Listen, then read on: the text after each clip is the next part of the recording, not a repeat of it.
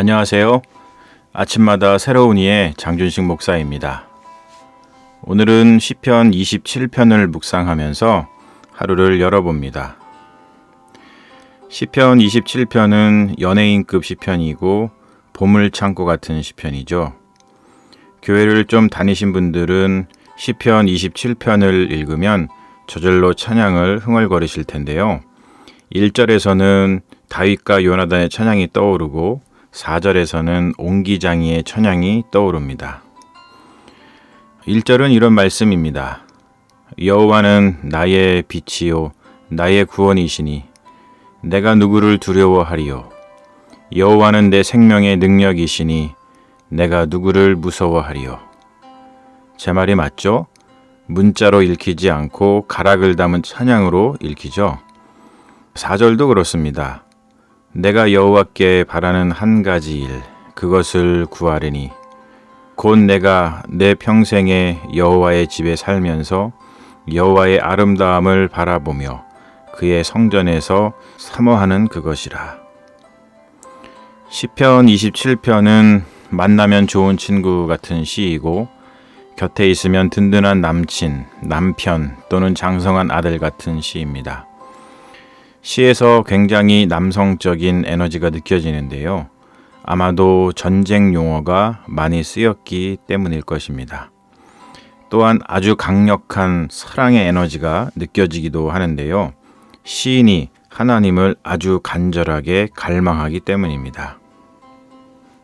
이 시편 전반에는 절박함과 간절함이 흐르고 있는데요. 사람마다 정도의 차이는 있겠으나 삶이라는 게 원래 절박하죠. 우리를 살아있게 하는 에너지 또는 하나님의 얼굴을 찾게 하는 에너지는 이러한 삶의 절박함에서 나오는 것이겠죠.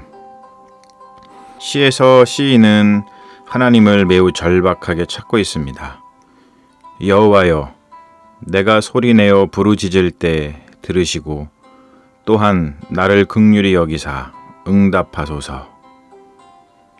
우리가 절박할 수 있는 이유는 우리가 절박한 심정으로 기도할 때 우리를 구원하시는 하나님이 계시기 때문에 가능한 것이죠.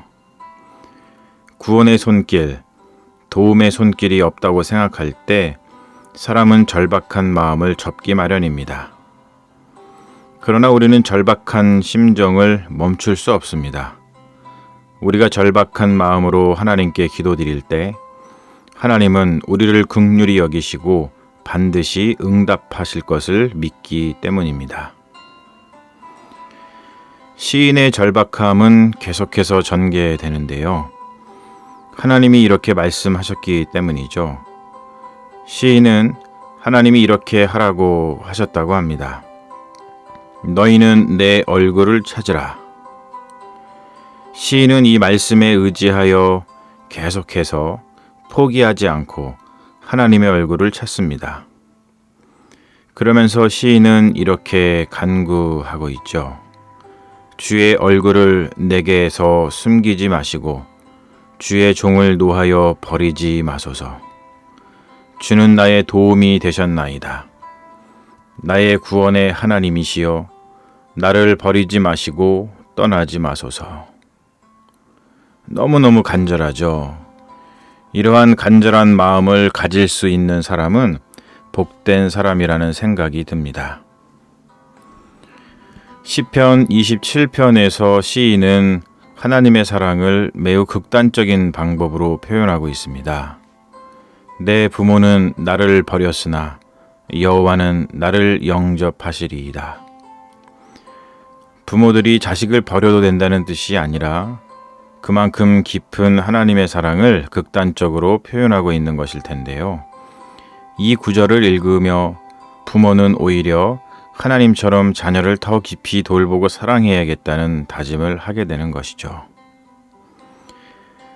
제가 보기에 이 시의 클라이맥스, 가장 중요한 구절은 13절이라고 생각하는데요. 개역개정 성경은 13절을 이렇게 번역했습니다. 내가 산자들의 땅에서 여호와의 선하심을 보게 될 줄 확실히 믿었도다. 너무 평범하게 번역을 했는데요. 히브리 원어에 있는 부정접속사 룰레를 전혀 살려내지 못한 번역입니다.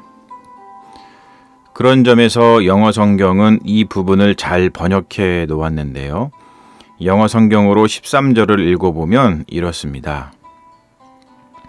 I would have despaired unless I had believed that I would see the goodness of the Lord in the land of the living. 부정접속사 unless를 써서 히브리어 원어에 담긴 뜻을 잘 표현해 놓았죠.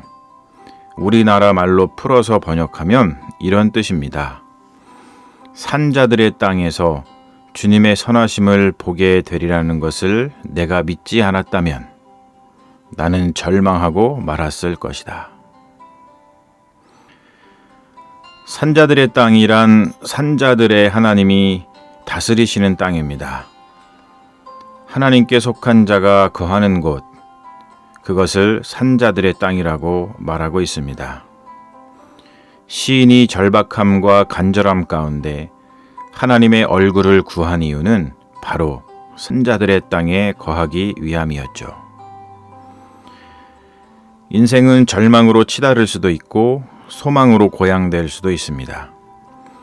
악인들이 내 살을 먹으려고 덤벼드는 것과 같은 세상, 군대가 나를 대적하여 진을 치고 전쟁을 벌이려는 것 같은 세상, 나의 의지와는 상관없이 아픔을 당하는 세상, 이런 세상에서 절망하지 않고 살아가기란 참으로 불가능하고 기적 같은 것이죠.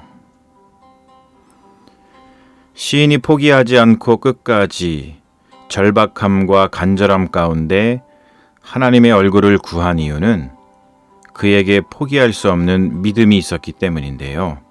바로 산자들의 땅에서 주님의 선하심을 보게 되리라는 믿음입니다. 우리는 죽음의 상황에서도 하나님의 선하심을 믿어야 합니다. 그럴 때 우리는 진실로 하나님의 선하심을 맛보아 알게 되는데요. 그것을 우리 주 예수 그리스도께서 십자가에서 우리에게 보여주셨죠. 세상에서 가장 강력한 힘들이 달려들어 예수를 십자가에 못 박았습니다. 예수님에게 마지막 남은 옵션은 죽음밖에 없었습니다. 그 상황에서 우리 주 예수 그리스도께서 보여주신 것은 하나님의 선하심을 믿는 것이었습니다. 절박한 상황에서 예수님은 두려워하지 않고 무엇보다 절망하지 않고 하나님의 선하심을 신뢰했습니다. 아버지여, 나의 영혼을 아버지 손에 맡깁니다. 이러한 믿음이 없었다면 십자가 위에서 예수님은 절망하고 말았을 것입니다. 그러나 예수님은 하나님의 선하심을 끝까지 신뢰했기에 죽은 지 사흘 만에 부활하셨습니다. 시편 27편 13절 산자들의 땅에서 주님의 선하심을 보게 되리라는 것을 내가 믿지 않았다면 나는 절망하고 말았을 것이다. 잠시 머물러서 반드시 묵상해야만 하는 생명과도 같은 말씀입니다. 이 말씀이 우리 곁에 있는 한 우리는 시인이 마지막 14절에서 하는 권면을 희망차게 받아들 것입니다. 너는 여호와를 기다릴지어다. 강하고 담대하며 여호와를 기다릴지어다. 마음속 깊은 곳에서 아멘이 용솟음 치리라 믿습니다. 여러분, 좋은 하루 되세요.